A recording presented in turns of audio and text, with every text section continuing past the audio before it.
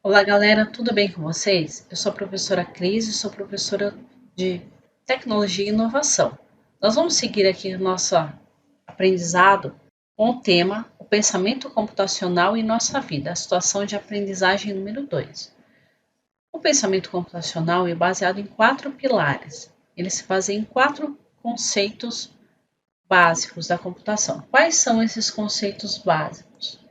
Estão aqui, vou mostrar para vocês. Primeiro, gente, é decomposição. O que é decomposição? É você pegar uma coisa grande e dividir em partes menores, com a intenção de resolver aquilo. Ou seja, você tem um problema muito grande, com várias matizes, bem grandão, e aí para você resolver esse problema grandão, você divide aquele problema em partes menores.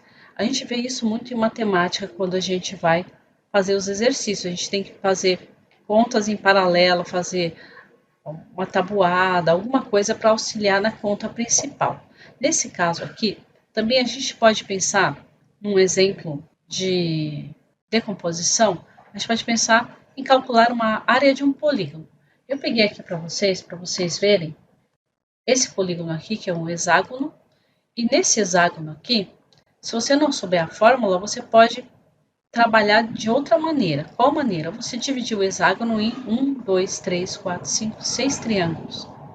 6 triângulos equiláteros. Então, é uma forma de você decompor seu problema. Uma outra maneira de você pensar na decomposição é você pensar em resolver a sua prova do Enem. Resolver a sua prova do Enem.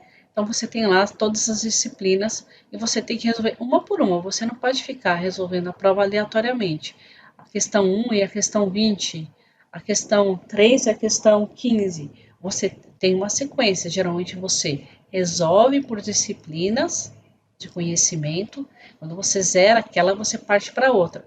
Muitos também, às vezes, têm até estratégias para escolher quais as provas ou as disciplinas que ele vai fazer primeiro e quais disciplinas ele vai fazer por último. Bom, agora, o segundo pilar é o reconhecimento de padrões. Então, você olha para o céu, por exemplo, e você vê que o sol está bem quente no meio do céu. Você vai supor que é perto do meio-dia. Então, você reconhece o padrão de luz, reconhece o padrão de calor, a posição do sol, e você sabe que naquele momento é perto do meio-dia.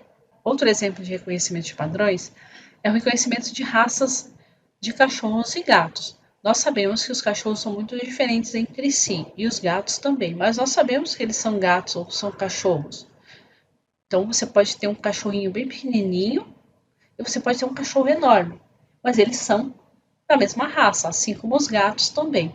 Então, o fato de você entender que aquele cachorro, mesmo um diferente do outro, ele é um cachorro, é um reconhecimento de padrão. Outro exemplo que a gente pode dar é o diagnóstico de doenças. Por exemplo, a gente está vivendo a época do Covid. Quais são os sintomas? Garganta arranhando, dor de cabeça. Então, você tem um padrão de sintomas que pode levar ao diagnóstico do Covid. Aí você tem que ir no médico, ele vai ver se é isso mesmo. Mas a gente sabe, né? Mais ou menos o que a pessoa tem baseado nos sintomas que ela tem. O outro pilar, gente, é a abstração. A abstração eu considero que é o mais sofisticado de todos. O que é abstração? A abstração é você pegar uma ideia e mensurar ela no mundo prático, no mundo visível, no mundo palpável. Então, assim, eu vou dar um exemplo para vocês entenderem, né? O que é uma abstração? Por exemplo, você tem lá coleta seletiva e cada lixinho tem uma cor. E cada cor representa o lixinho que tem que ir naquela cesta de lixo. Por exemplo, vidros, papéis. Para cada um tem uma cor diferente. Então a pessoa não vai colocar um lixo dentro de uma cesta que não é a cor correspondente. Ou ele entende, né? Ele pode até fazer isso, mas ele entende que determinada cor marca um determinado tipo de lixo. Então, essa ideia, essa abstração, que não está escrito, é por cor, né? Isso é abstração.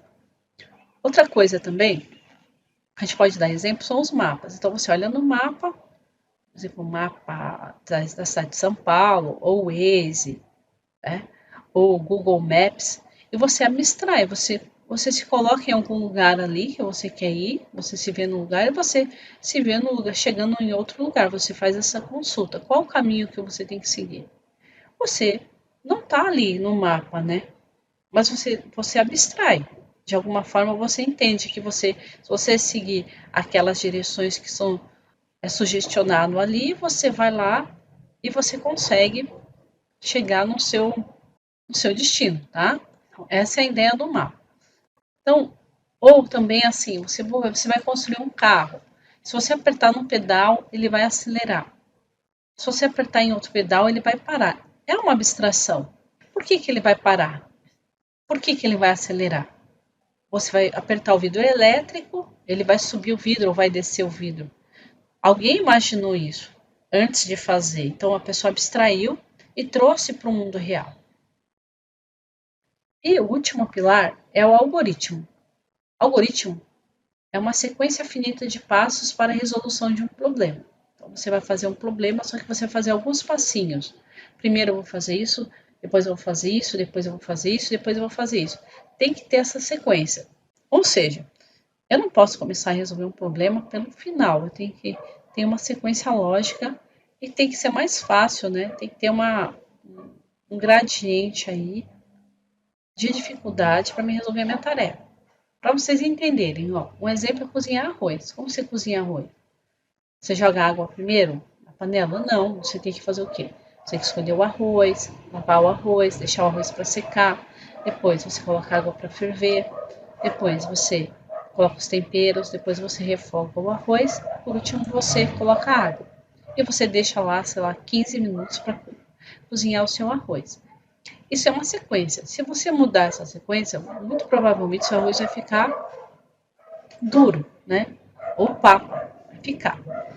Um outro exemplo agora para os meninos é trocar o pneu do carro. Como você troca o pneu do carro? Você já vai tirando as rodas? Não, você vai ter que pegar o macaco, subir o carro, depois pegar a chave, depois tirar os parafusos, depois tirar os parafusos, tirar o pneu, colocar um outro pneu, depois apertar os parafusos, depois pegar o macaco, descer o carro e tem essa sequência, né? Então, se eu não fizer certo, eu vou ter muito trabalho. Então, tem uma sequência lógica para fazer a troca, no caso do pneu. Bom, gente, esses são os 4 pilares. Eu quero que vocês, vou deixar vídeos de apoio aqui embaixo para vocês ficarem mais familiarizados com o tema, tá? E eu vou propor uma atividade para vocês. Qual é a atividade que eu vou propor para vocês? Depois que vocês virem essa gravação que eu estou gravando aqui, né? Eu quero que vocês façam aqui a atividade 1, tá? Então, atividade 1, chuva de ideias no pensamento computacional. Ao ouvir a frase, o que é pensamento computacional, registre suas primeiras ideias, as que surgirem, tá? São as ideias primeiras.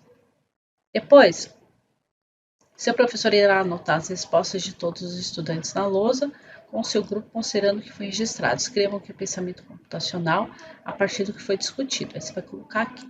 Ó, como a gente não tem lousa, o que eu vou fazer? Eu vou deixar aqui, eu vou abrir um fórum aqui para vocês colocarem as ideias de vocês no fórum. Então, vocês têm que preencher isso aqui, deixar essas respostas. Eu vou criar uma atividade aqui para vocês e vocês deixam as suas impressões no nosso fórum. Essa é a atividade dessa semana, tá bem, gente? Abraço para vocês, mandem perguntas e questões aí, dúvidas que vocês tiverem, bom? E a gente vai conversando no fórum. Abraço!